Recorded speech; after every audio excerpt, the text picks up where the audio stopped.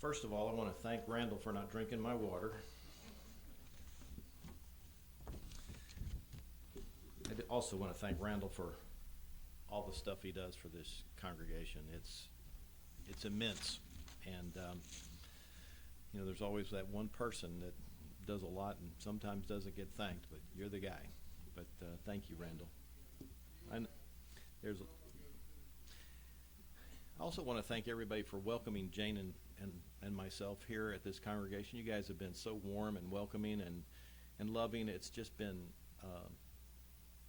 it's been not what we expected. It's been overflowing more than that, and we appreciate it. And actually, because of that, it's such an honor to be able to speak with you this morning. So, everybody loves a good story, right? What makes a story even better to me is the storyteller. And I just have to share with you that the best storyteller that I've ever been around is a man named Don Yeager. Don was a writer for Sports Illustrated and an associate editor for 18 years. And then he went off on his own and started writing the biographies of a lot of the sports athletes. He wrote John Smoltz's biography, wrote David Ross. He has a story that he told me over lunch one time about when he was at Michael Jordan's basketball camp. And Michael Jordan was saying nobody had ever scored on him at the camp. And so Don says, well, I'm just going to take my shot. And so he backed up way behind the three-point line and launched one and got lucky and it went in. And it's on videotape. You can watch it and see. It's pretty cool. He wrote the biography for Walter Payton. I don't know if you know, but Walter Payton with the Chicago Bears died early. And when Walter was in hospice care, Don was with him the entire time with Walter and his family. So when he tells that story, it's heart-wrenching and the tears flow. He also wrote Warwick Dunn's biography. Warwick was a running back for Florida State and then the Atlanta Falcons for a long, long time. And I don't know if you know Warwick's story, but Warwick's mother was a police officer, and she was shot in the line of duty and killed when he was a young man. And so the story that Don writes with Warwick is about Warwick going into the prison cell and forgiving this man for shooting his mother. And in the prison cell was Warwick's lawyer, the prisoner, and Don. So he had a first-hand account of that. And so Warwick's book is Running for Your Life. And so it's his message is being better, not bitter. And that would probably be a great lesson to talk about sometime, but that's not what I'm talking about today. I'm going to be talking about Esther. And there's a great storyteller with the book of Esther. Most people think that it's Mordecai. It's undocumented, but everybody thinks that it's Mordecai. And if it was, he was inspired by God. And oh my goodness, who is a better storyteller than that? So today, I know that I'm bracketed with lunch, so I have to work through this. And there's a lot in Esther, okay? So I've sliced this into 5 sections, 5 slices of pie, if you will. And so first of all, I'm going to give you some history and background for the first slice. Then I'm going to introduce the Jewish characters. We know them as Esther and Mordecai. And then we're going to introduce the bad guy. And there's a bad guy and his henchmen. His family was bad, and I'm sure all the other people that were associated with him were bad as well. And his name is Haman. Then the 4th slice, we're going to discuss the details of the story and how it all comes together and what happens and how it all ends at the end. And then the 5th slice is we're going to provide some application for us today and talk about something that maybe you haven't thought about in some of these stories before. And just, stretch your brain a little bit, and we'll see how that goes. So if you were in my class this morning, some of this may sound repetitive, but I'm going to fly through it. So the first of the Jews were captured by Nebuchadnezzar in 605 BC. Amongst those were Daniel, Shadrach, Meshach, and Abednego. And then the second wave of Israelites were captured by Nebuchadnezzar 8 years later. Among those were Ezekiel and a guy named Kish. Nebuchadnezzar, there were a few kings after him, and then Belshazzar saw the writing on the wall, and he was killed in 539 BC. And this is when the Medo-Persian Empire took over from the Babylonian Empire. And it was Cyrus or Darius that, Cyrus or Darius, depending upon which name you're using, that took over as the king of the Persians. And Daniel served from Nebuchadnezzar to Cyrus and Darius. Chapter 1, verse 21 in Daniel tells us that. Well, the Jews were allowed to return to Jerusalem around 538 BC. And the story of Esther takes place in 480 BC. So one of the key things that we learned with the way that Daniel and Shadrach, Meshach, and Abednego were trained was that the Babylonians and also the Persians allowed their captives to assimilate.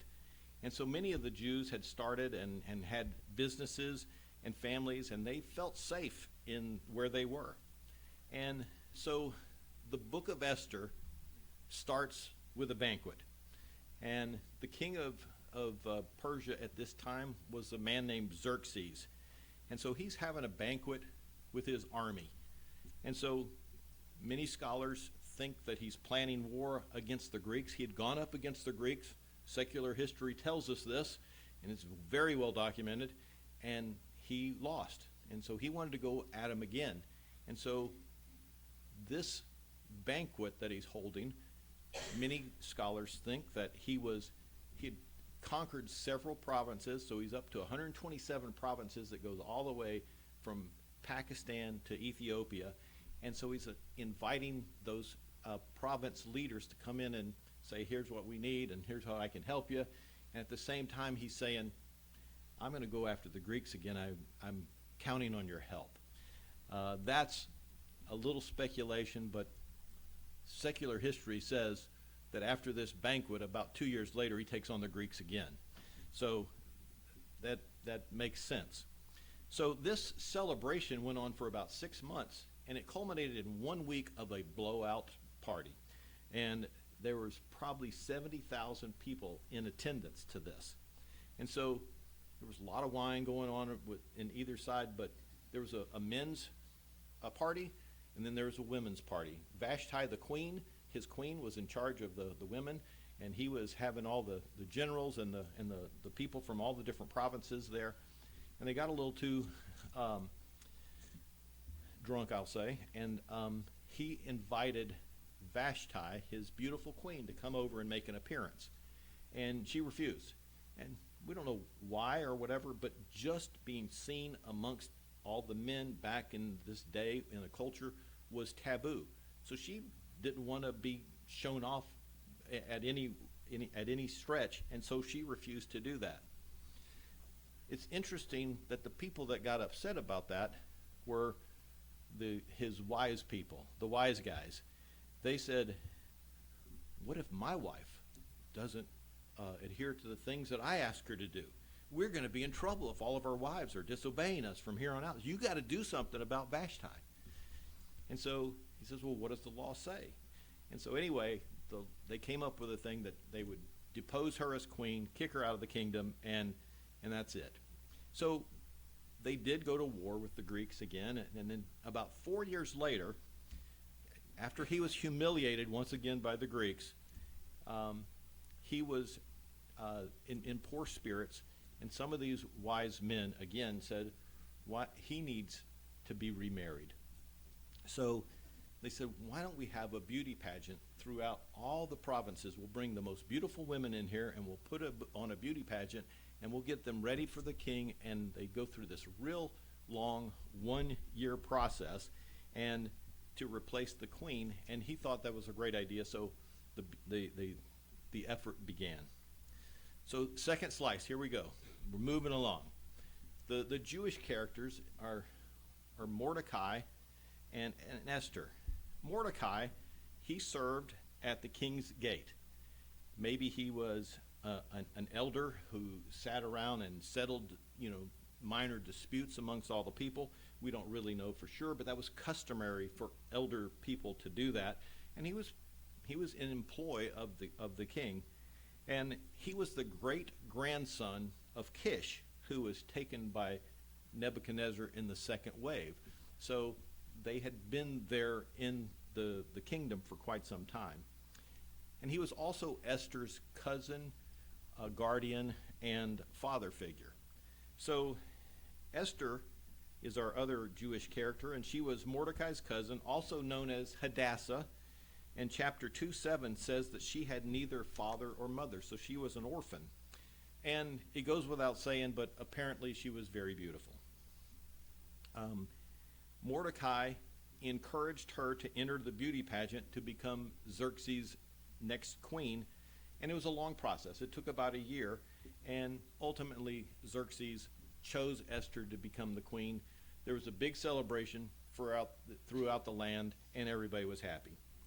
So Mordecai, with his position, stayed real close to the king's gates, and just to keep up with what's going on with Esther, and she was in his charge as her father figure and guardian, and he overheard two guys talking that they had come up with a plot to assassinate Xerxes. So he reported that to Esther, and she reported that to the king. They took care of that, and we go from there. But just remember that little detail. That becomes very important for us in a little while.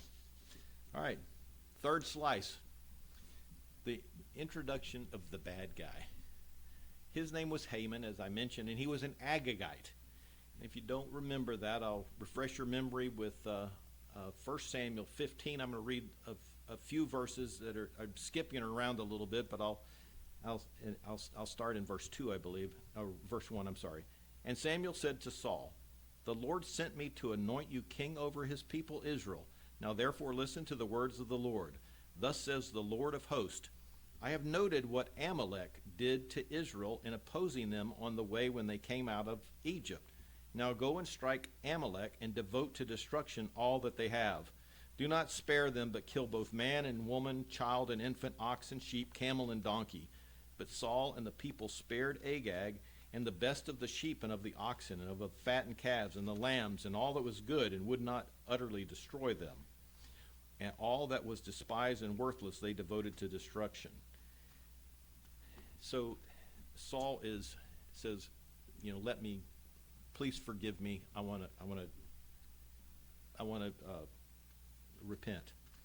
And Samuel, in verse 26, Samuel says, "I will not return with you, for you have rejected the word of the Lord, and the Lord has rejected you from being king over Israel." Haman comes from a bad lineage, right? His people had always despised the Jews, and it goes way back to the Esau stealing the birthright. And so the Jews and the Amalekites have been at it for a very, very long time. But King Xerxes thought Haman was the best that the kingdom had to offer, and they promoted him to the highest place right below the king. And so Haman loved that type of notoriety, and he asked the king to decree that everybody that he ran across should bow down to him. The king put his signet ring on it and made it a decree. And everybody bowed down to Haman except Mordecai the Jew, is what the Bible says, which made Haman furious. And he plotted to not only kill Mordecai, but all of the Jews. One little footnote here that is also a very important note. Mordecai told Esther to never tell anyone that she was a Jew. She kept that secret a long time. She's the queen now, and no one knows her lineage. All right, this begins our fourth slice. Haman comes up with a plan that the king decrees and signs with his ring that would make it irreversible to effectively wipe out the Jews in the Medo-Persian kingdom. And in essence, they cast a dice, if you will. It's called a pur, and the Jews have a celebration today called Purim. It's based on this. And they cast a dice that chose the month that we would wipe out the Jews. Then they cast it again and picked the date. And this was a few months in advance, but it was something that was set in concrete by the king. And so the decree was they could kill the Jews and take their property. So if that Jew had a horse, if I kill him, that horse can become mine. And so everybody was excited about this battle. We're going to wipe out these Jews and we're going to take their property. And Haman sold this to the king by saying, we're going to give you some of this. And the king said, you can keep the plunder. I don't need any of that. But that's how he sold it to the king in the first place. So the Jews would have been overwhelmed by the Agagites, the Hamanites, if you will, and also the non-Agagite Persians. They all wanted to participate in all of this. And so they were also not allowed to fight back for some reason. So it would have been devastation for the Jews. Well, Mordecai encouraged Esther to go to the king on behalf of the Jews. And this was a big request here. When anybody approached the king, if they weren't allowed in there, the king could kill them just like that. And so she knew that she was going to be risking her life to do that. And she had been the queen probably about 8 years now. So this is a while. I mean, I know it's only been a few minutes for me, but she was the queen for about 8 years. And so this gets to the most memorable verse in the book of Esther. This is what Mordecai tells her in chapter 4, verse 14. For if you keep silent at this time, relief and deliverance will rise for the Jews from another place.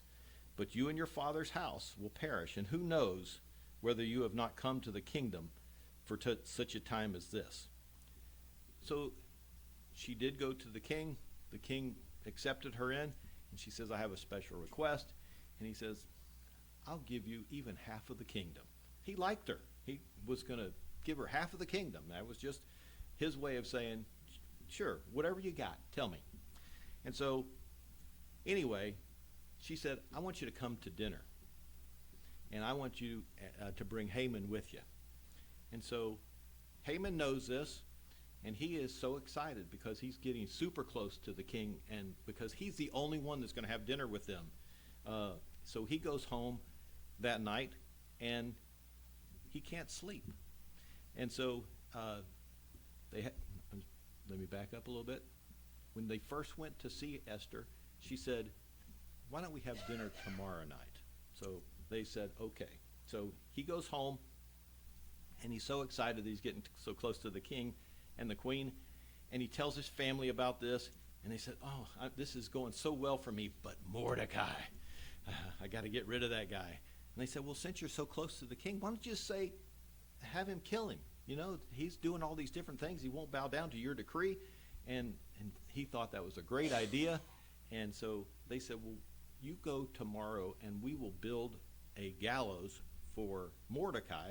And so he couldn't sleep. He was up early. He's into the court first thing that morning. Well, lo and behold, that same night, King Xerxes couldn't sleep either.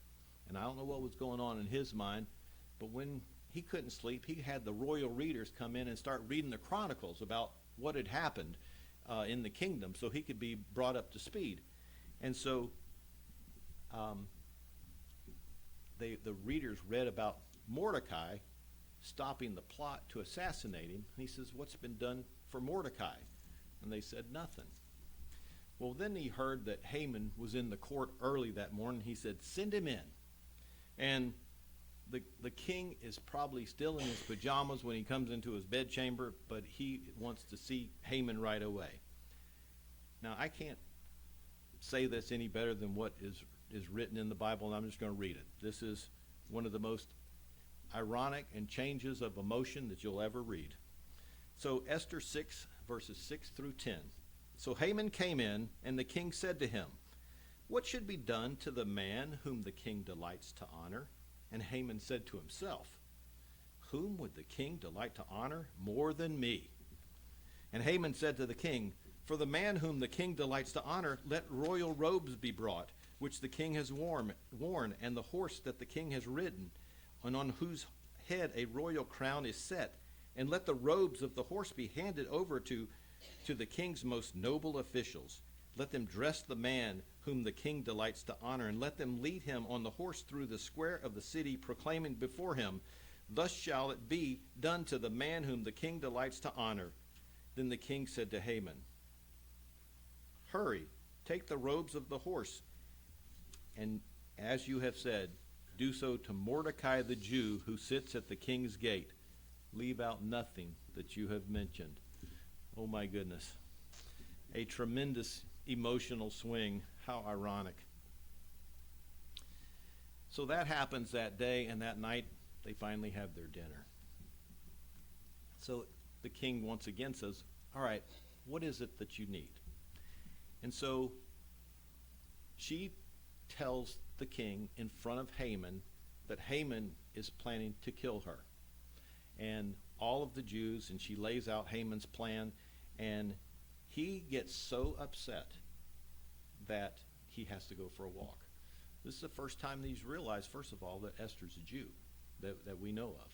And he's also realizing that the man that he trusted so well has been deceiving him all of this time, because there was some deceit in Haman's plan. When he comes back, Haman does not do himself any favors. He's fallen all over Esther asking for forgiveness. And the king thinks that he's trying to molest the queen. So he gets furious and orders Haman to be hung on his own gallows at his own house. And so that's what happens to Haman. Well, we still have the issue with the Jews about to get annihilated. That's coming up. And so Xerxes learned of Mordecai's help to keep him from getting assassinated, and Esther obviously has talked about how great of a person he is. He promotes him to Haman's position, most likely, the chief counselor, and he says, write whatever you need to write to save your people. And so they wordsmith something that basically says, you can fight back. Well, when they're communicating this throughout the provinces, and it was very interesting. I wouldn't say it's a Pony Express system. They had one of the first postal service systems in the world. And so they were able to communicate that. Well, the word got out that Mordecai is now in this position, right? And no longer Haman. So they started to fear Mordecai. And so when the day of fighting came, they fought with the Jews. And they wiped out the Haman clan, and they won. So here we are on the fifth slice, last and final slice. Esther went in after all of this and asked the king for one more favor. And this was the one thing that has always puzzled me. I always thought she was a sweet lady. I'm just kidding. She asked to fight one more day. And I never could figure that out. Haman was dead. His sons were dead. And she had some other requests as well, and I'm not going to tell you because you're going to have to read this. She wanted to fight one more day. So let me read some things for you that are additional detail about the Amalekites.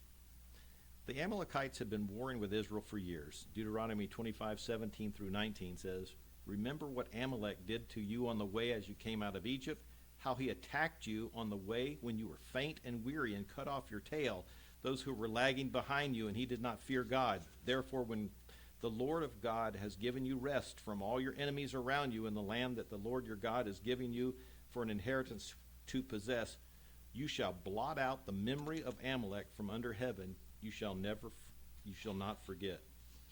And remember when Moses had to hold up his arms, and every time that his arms were up, the Israelites were winning, but he got tired and his arms, and then the other folks they were battling would win. Those were the Amalekites, all right? So they brought in Aaron and Hur to hold his arms up so they would win the battle. It's Exodus 17:14. Then the Lord said to Moses, write this as a memorial in a book and recite it in the ears of Joshua, that I will utterly blot out the memory of Amalek from under heaven. All right, I'm here to suggest that maybe Esther's extra day of fighting might have fulfilled that prophecy. So there were like 300 or so additional folks that were killed that day, and it was over. So the story of Esther I think, is about is about a lot of things, but it's about the providence of God, like anything you've ever seen. It's Vashti. She makes room for Esther, right? That's the providence. Mordecai tells Esther the plot to kill the king, which allows him to gain the king's trust, and which allows him to wordsmith a document that allows them to come up with a plan to save the Jews. And then, God works in our lives, and I'm sure that you can all look back and see things that have happened in your lives over time, that many things that we've prayed for, and then you look back and know that God's hand was working for you. I ran across this paragraph that somebody wrote about the providence of God, and it's just too good not to share. Listen carefully to the analogies here. Providence means that the hand of God is in the glove of human events. When God is not at the steering wheel, he's the backseat driver. He's the coach who calls the signals from the bench. Providence is the unseen rudder on the ship of state.